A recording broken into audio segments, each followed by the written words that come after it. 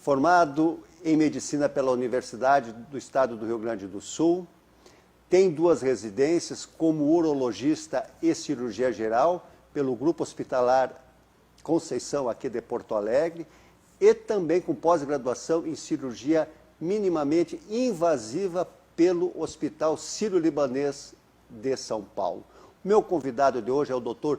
Lucas Lampert, urologista. Dr. Lucas, seja muito bem-vindo para o programa. É uma grande satisfação poder recebê-lo aqui nessa noite. Muito obrigado, Jorge. Muito obrigado pelo convite. É uma satisfação estar aqui presente com vocês, conversando aí sobre os assuntos relevantes dentro da minha especialidade. Pois olha, a gente quando fala numa especialização como urologia, que atende tanto homens como mulheres, a gente sabe da importância e o quanto o profissional precisa estar atento a cada vez mais. Mas eu queria te fazer uma pergunta, até porque muitos da nossa audiência às vezes não tem um entendimento assim do quais são as doenças que são diagnosticadas por um médico urologista.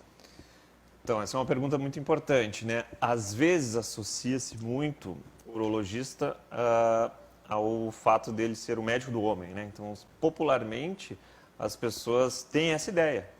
E isso é uma verdade parcial, né? Não é uma verdade total. Por quê? Porque o urologista atende tanto homens quanto mulheres, quanto crianças, adultos, idosos, entendeu? Então, nós, urologistas, brincamos entre nós, né? Que a urologia é uma das especialidades mais completas da medicina, né? Ela atende desde a criança ao idoso, independente do sexo, né? Então, como tu explanou inicialmente ali, né? É uma especialidade que atende homens e mulheres, tá? Nós tratamos todas as doenças do trato urinário, o que compreende o trato urinário, né? Rim, ureter, bexiga, uretra, tanto em homens quanto em mulheres, né? Claro que a questão sexual e genital, nós tratamos apenas os homens. Então, muito por isso que se ficou com essa pecha, com essa associação de médico do homem, entendeu? Uhum. Então, às vezes, algumas mulheres se surpreendem, né? Vou consultar com um urologista, mas ele não é o médico do homem. Não, ele também é o médico do homem. Sim, até porque, né, um colega teu como médico de uma outra especialidade, mas tu vai ter que consultar um médico urologista e aí dá aquele pane dela, mas como é que vai funcionar isso, né? Acontece isso? Muito. E quais são as maiores incidências assim, que chegam para ti? Então, nós tratamos muitas doenças, né, relacionadas ao trato urinário. A principal delas, com a maior incidência, são os cálculos renais, né, as famosas pedras nos rins, né? E, surpreendentemente, né, a gente tem dados atuais que mostram, né, que até 10% da população, em algum momento da sua vida, vai desenvolver algum cálculo renal. Né? Então me diga assim, rapidamente, de onde surge esse cálculo renal? As principais causas da formação do cálculo renal tem a questão da genética. Então, às vezes, a gente acompanha aí famílias inteiras, onde todos eles sofrem desse problema, né? Mas, principalmente, a questão da alimentação, né? Nós, aqui no Sul, possuímos uma dieta muito rica em proteína e o sódio, né? Que é o sal, né? Principalmente, sim, entendeu? Então, a nossa dieta aqui no Rio Grande do Sul, né? No Sul, ela é uma dieta muito propícia à formação de cálculos renais, né? Então, os principais fatores, a genética, a alimentação, a questão do sedentarismo, obesidade e principalmente a baixa ingesta de líquido, né? Muito também por vivermos em um local onde, né, a gente possui um período de inverno, né, mais longo, né, um período que a gente tem um hábito de ingerir pouco líquido. Isso predispõe à formação do cálculo, né? Então, são coisas que vão somando. Claro que, além de outras doenças, né, mais específicas, né, problema com ácido úrico, algum déficit de algum fator no sangue ou na urina, entendeu? Que te leva a predispor à formação do cálculo. Então, geralmente é multifatorial, né? Claro. Mas, dentre os mais comuns, esses comportamentais. Eu até imagino, até pelo pouco de conhecimento que as pessoas têm, eu acho, né, Lucas, que dificilmente alguém chega no teu consultório, sabe que eu acho que eu estou com um problema no cálculo renal, porque o cara só vai quando está na dor mesmo, me parece, exatamente, né? Não, prevenção para cálculo é complicado, né? Geralmente a pessoa vem consultar após ter tido uma crise de dor, né?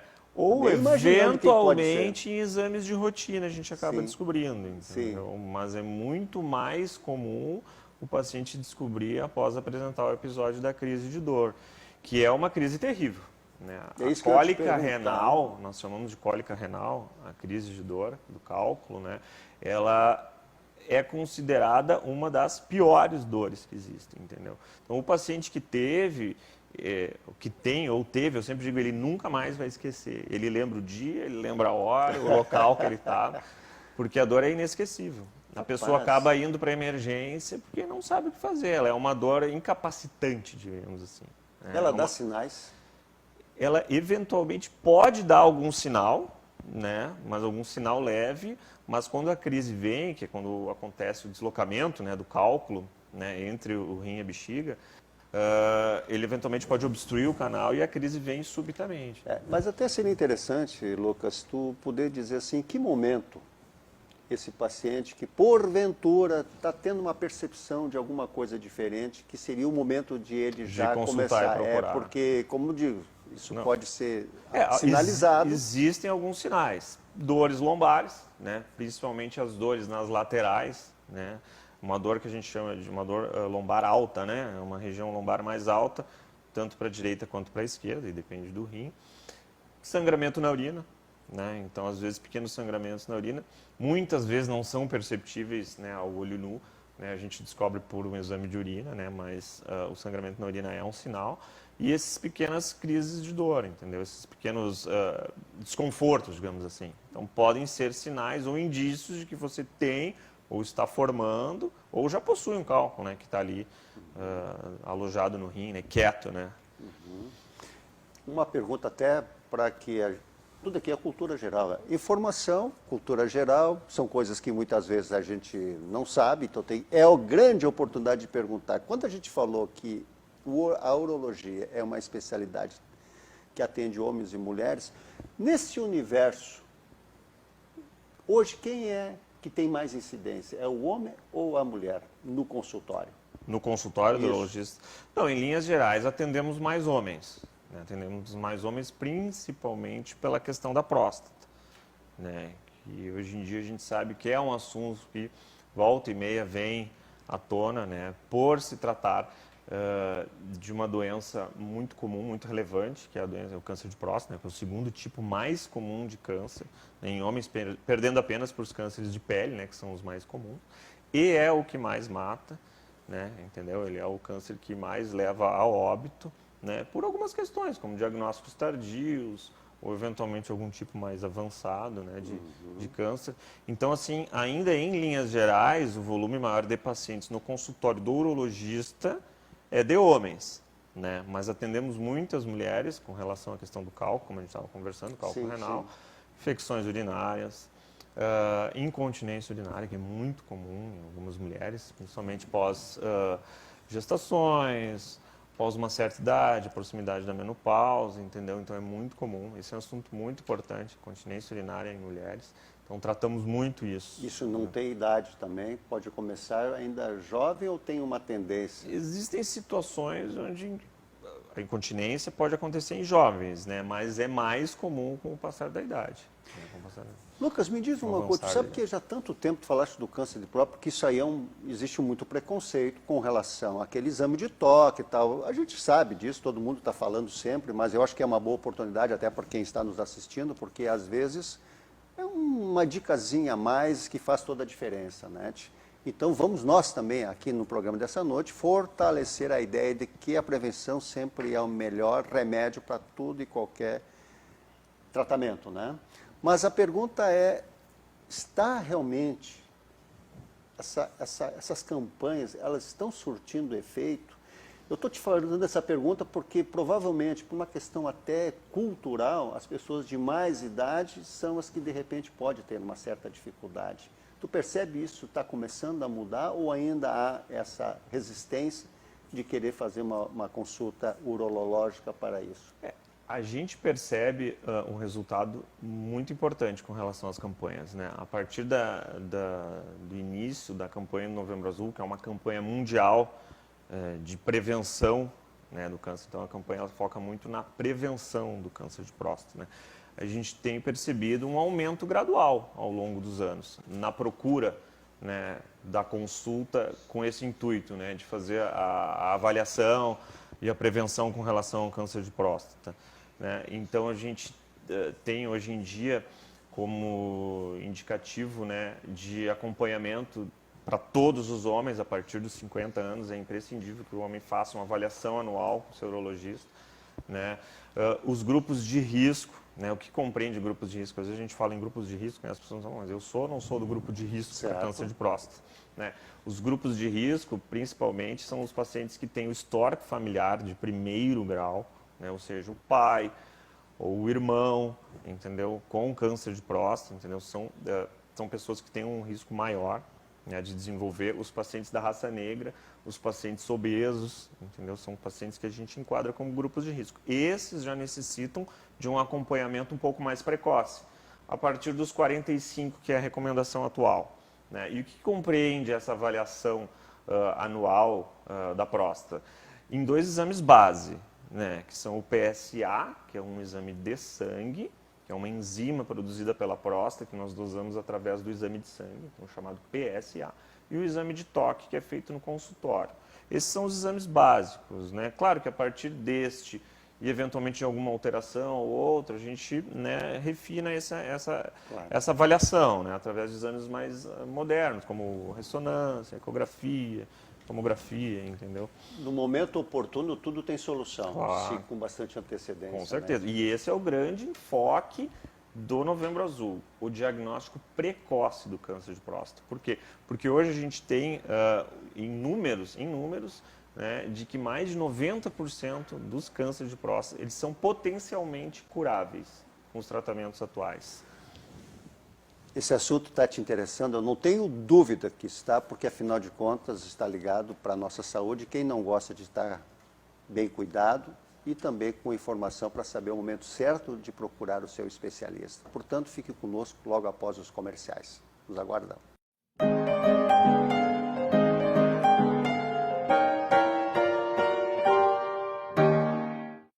Olá, como você já sabe, sou Jorge 3 do programa É Negócio, que vem sendo um sucesso de audiência em Novo Hamburgo e região.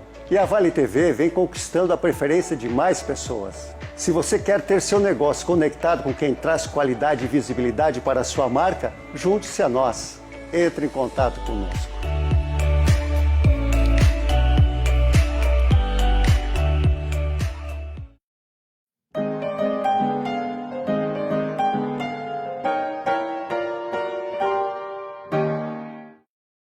Voltando para o programa É Negócio desta noite, tendo como convidado o médico urologista Dr. Lucas Lampert.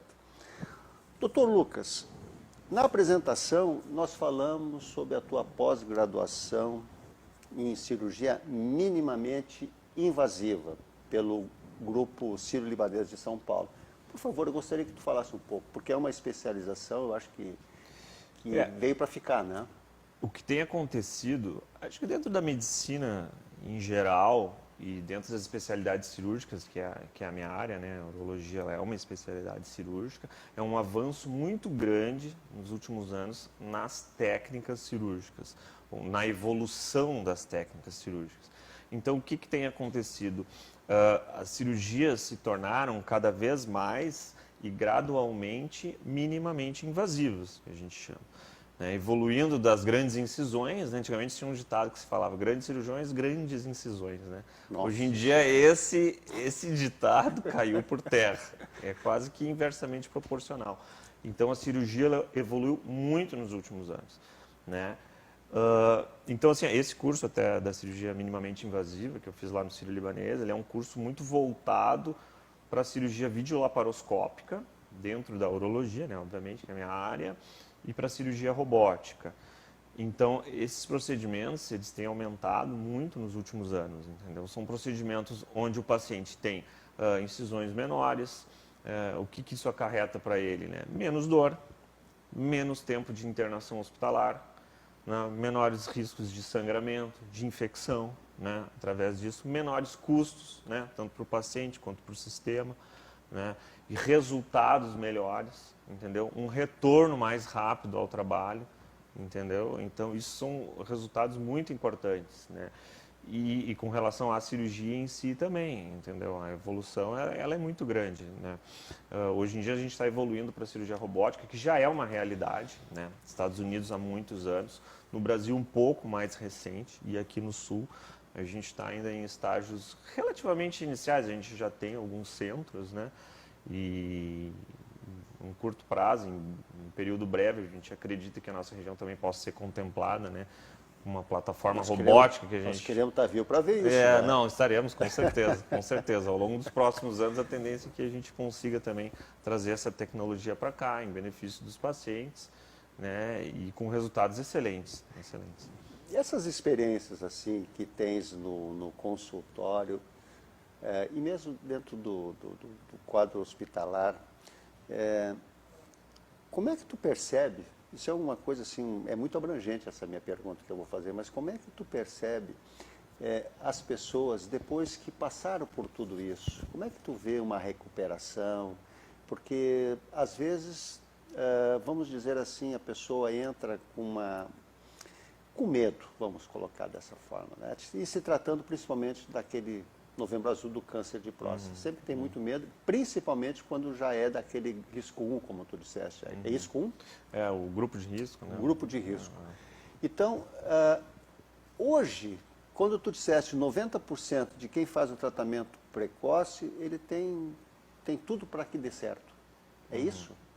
E eu acho, então, que a gente poderia falar um pouco mais, justamente porque, vejam só, a especialidade de urologia, ela traz exatamente essa informação para que a gente possa quebrar esses preconceitos e fazer com que mais pessoas se toquem da importância, afinal de contas, às vezes até numa relação de marido, mulher, o homem, enfim, ele não toma uma iniciativa e a esposa às vezes está tendo esse cuidado, querendo que ele faça isso, né, para que possa a relação deles de vida ser por mais tempo permanente, né? Então, meu caro Lucas, eu gostaria que tu falasse um pouco assim, olha, desse universo de dentro do hospital, quando as pessoas chegam no teu consultório e vão fazer essa cirurgia. Não sei se tu consegue ter assim uma relação, não sei se eu fui claro com a minha pergunta, de repente não fui muito claro com a pergunta. Mas eu, como homem, tenho uma preocupação muito grande, assim como a mulher tem do câncer de mama.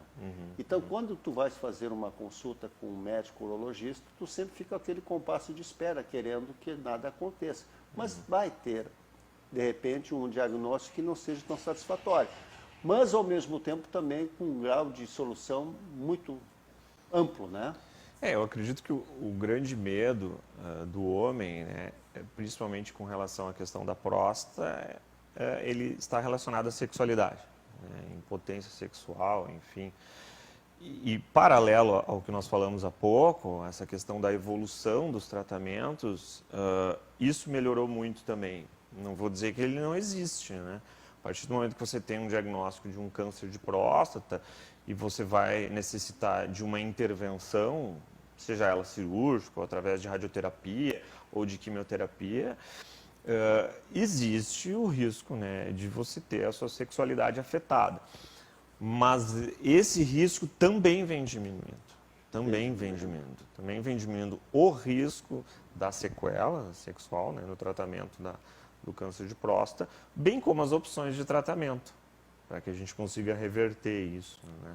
Isso é uma pergunta que eles te fazem no consultório? Se não fazem, eu já explico, entendeu? Porque eu sei que ela está na mente da pessoa, entendeu? Mas muitas vezes a pessoa não se sente à vontade em entrar nesse assunto, né? Então, se ele não pergunta, a gente costuma explicar, né? Porque é importante, né? Claro, a partir do momento que você vai fazer um tratamento desse, a gente sabe que existe esse risco, a gente já aborda esse tema e já tenta esclarecer, né, os riscos, as opções de tratamento e tal, para que a gente minimize esse risco. Claro, né? claro. E paralelamente a esse assunto, a questão da atenção da mulher com a sua saúde, a gente acredita que a mulher é uma outra realidade, né? A mulher, ela desde nova, ela já é criada e já é voltada a um cuidado maior com a sua saúde, né? Então, a mulher tem o hábito de já consultar ginecologista, entendeu? Desde muito nova. E existe uma campanha da SBU, que é a Sociedade Brasileira de Urologista, muito voltada para isso, né? Para que o homem jovem comece a fazer esse acompanhamento também, que venha consultar, tire as dúvidas, ou eventualmente faça algum exame, às vezes não precisa, às vezes só uma conversa, né? Então, a SBU, que é a Sociedade Brasileira de Urologia, a qual eu faço parte, entendeu? Criou também nos últimos anos outras campanhas, né? A gente foca muito no Novembro Azul, que é essa campanha super importante, mundial, mas a nossa sociedade criou uma campanha e onde ela teve como objetivo orientar, né, a população masculina mais jovem da necessidade desse acompanhamento. Eu vou até pegar um gancho agora, porque vamos imaginar um jovem, se ele quer realmente se conhecer bem, pode, através de um exame no momento da juventude dele, para ver se ele, o nível de fertilidade, vamos dizer assim. Pode. Também. Pode. Se ele, de repente, pode querer saber se ele está em condições para que um dia possa estar num relacionamento, num casamento, ter essa possibilidade de fecundar. Pode, e é muito importante. Te dou um exemplo até, né? Existe uma patologia que nós chamamos de varicocele, que são varizes no testículo, e são alterações que muitas vezes passam desapercebidas. O homem não percebe que tem, e né, numa consulta de rotina, através de um exame físico ou de exames de imagem, a gente consegue fazer o diagnóstico. E esse problema, né, a varicocele, que são as varizes testiculares, ele é a principal causa de infertilidade masculina. E o que acontece? Muitos homens acabam descobrindo a varicocele ao não conseguirem engravidar a parceira, entendeu? Ou seja, já num estágio mais avançado. Se ele tivesse feito esse diagnóstico mais cedo, teria tratado e teria evitado essa sequela, né? Porque tu não precisa essa consequência porque ela se desenvolve na adolescência e início da vida adulta. É ali que a varicocele. Então esse é um exemplo, né, da importância dessa campanha e da atenção precoce com relação à saúde masculina, né? Porque isso poderá ter reflexo na vida adulta lá adiante, né? Com certeza. Mas vamos agora pegar esse lado, que é da fertilidade, enfim, para quem pensa um dia ter filhos. E algo também que eu acho que isso está se falando muito mais agora, e o doutor Lucas vai poder dizer por quê, que é a vasectomia. O cara já não quer mais por qualquer razão, mas eu gostaria que tu falasse sobre esse procedimento e o que está acontecendo durante esse período pós-pandemia ou durante a pandemia. Também é um procedimento um pouco tabu com relação a alguns homens, né? Cheio de mitos e verdades e inverdades, né? Mas ao longo dos últimos anos tem se percebido uma procura muito grande por esse procedimento, ou um aumento exponencial na procura do homem pelo procedimento de vasectomia. Então, a vasectomia nós chamamos de cirurgia esterilizadora, né? Uma cirurgia que a gente faz com o intuito de que o homem não tenha mais filho, né? Quando o homem vem consultar, eu sempre digo, o que vai mudar na tua vida? Não ter mais filho, ponto final, né? Ela não afeta nada a questão da fertilidade, da potência, da próstata, da relação sexual, nada, né? Isso tudo tem muito mito, mas tem tabu, né? Muito. Se ele dá um corte errado lá, como é que fica? E isso a gente, nós que realizamos esta cirurgia quase que diariamente, é impressionante a quantidade de homens que estão procurando esse procedimento, né? E ele é um procedimento muito seguro, entendeu? É um procedimento assim, ó, uma segurança muito alta. Claro que não deixa de ser uma cirurgia, com os seus riscos, entendeu? Né? Mas é um procedimento muito seguro, muito eficaz, é considerado o método contraceptivo mais eficaz. E nos últimos anos o aumento foi exponencial. A gente acredita que daqui a pouco tem alguma relação com a questão da pandemia, os homens ficando mais em casa, convivendo mais com filhos, essa rotina que a mulher já está mais acostumada, né? Claro. Isso pode ter tido alguma relação nesse aumento da procura, né? Por um planejamento familiar, digamos assim. Isso já vem há algum tempo. Já vem há algum tempo, porque há uma conscientização de que ter filho não é uma coisa tão simples como era há 50 anos atrás, né? E os cuidados hoje em dia, né, são muito maiores, né? Atenção. E é uma iniciativa responsável, dá para se dizer assim, né? Quando tu diz, vou fazer justamente por causa disso, por causa daquilo, tem uma justificativa E aí ele é um procedimento onde eu sempre converso muito e acho importante que a decisão seja tomada pelo casal, né? Claro. Né? Claro, a cirurgia é feita no homem, mas a decisão é do casal. Né? E eu acho que seria muito louvável quando a decisão fosse do casal e, inclusive, como tu disseste, é um procedimento contraceptivo, né? contraceptivo, seguro e que a gente sabe que pela mulher também tomando o anticoncepcional Claro, afeta outras coisas. Então, até por uma hormonal. questão de amor, né? Exatamente. É isso, exatamente. né? Meu caro Dr. Lucas, tá bom o nosso programa. Eu estou tendo uma grande alegria de poder ter aqui. Desde já fica convidado, porque a gente tem bastante assuntos para poder conversar. E eu estava te dizendo há pouco, antes de nós começarmos a nossa gravação, de que a gente vai e volta. É que nem o ping-pong, nós vamos e voltamos. Eletrocardiograma, né? Exatamente, para que a gente possa sempre trazer as informações para a nossa audiência, que são extremamente importantes e que atingem o dia a dia de todos nós. Né? Portanto, deixando o teu consultório durante o dia, tu estás aqui conosco durante essa noite, quero te agradecer muito e te peço as tuas considerações finais. Não, eu queria agradecer a oportunidade de conversar com vocês, né, sobre esses assuntos tão relevantes, né, claro que em linhas gerais, né, sempre deixando abertas as portas para novos encontros, novos momentos, para que a gente possa aprofundar algum assunto que seja de interesse. E parabenizar vocês, Jorge, e a Vale TV pela iniciativa, né, de criar esse tipo de programa, né, que eu acho muito importante para a sociedade como um todo, né, e me colocando à disposição para novos encontros aí, com certeza estarei disponível. Muito obrigado. Pessoal, o programa está encerrando, mas como eu sempre digo, é uma satisfação poder estar com vocês. E também agradecer ao Júlio da Ótica Ponto de Vista pela gentileza de ele estar permanentemente mudando meu visual para ficar mais feliz e mais simpático. Mas tudo isso para que esse programa se mantenha descontraído. Isso faz com que todos aqui que venham, meus convidados, sintam-se muito à vontade e é exatamente isso que a gente quer.